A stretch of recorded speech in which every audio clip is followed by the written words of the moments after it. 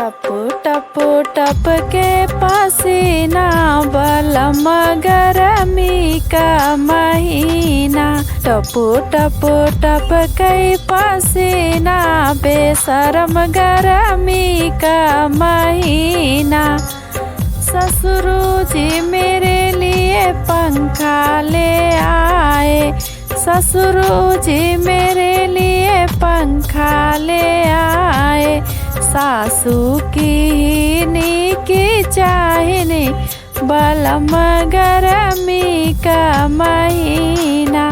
सासू की नीकी चाहिए बलम गरमी का महीना। टप टप टप के पसीना बेशरम गरमी का महीना। टप टप टप के पसीना बलम गरमी का महीना। जेठा जी मेरे लिए कूलर ले आए।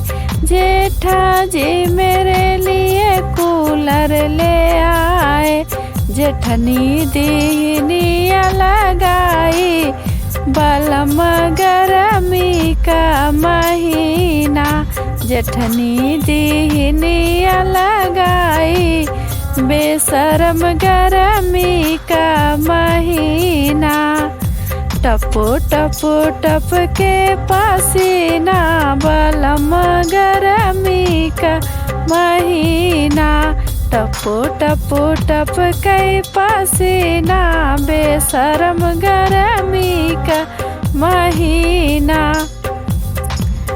देवरू जी मेरे लिए बेनिया ले आए। देवरू जी मेरे लिए बेनिया ले आए। छोटी की ही लड़ाई बलम गरमी का महीना। देवरानी की नी लड़ाई बेशरम गरमी का महीना।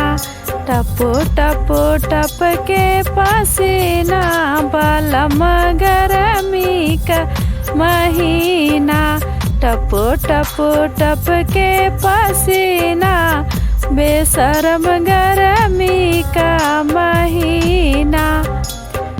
पिया जी मेरे लिए एसी लगवाए ने। पिया जी मेरे लिए एसी लगवाए। ननदी दीनी खाना पीना छोड़ी बलम गरमी का महीना। ननदी दीनी खाना पीना छोड़ी बेशरम गरमी का महीना। टप टप टप के पसीना बलम गरमी का महीना। टप टप टप के पसीना बेशरम गरमी का महीना।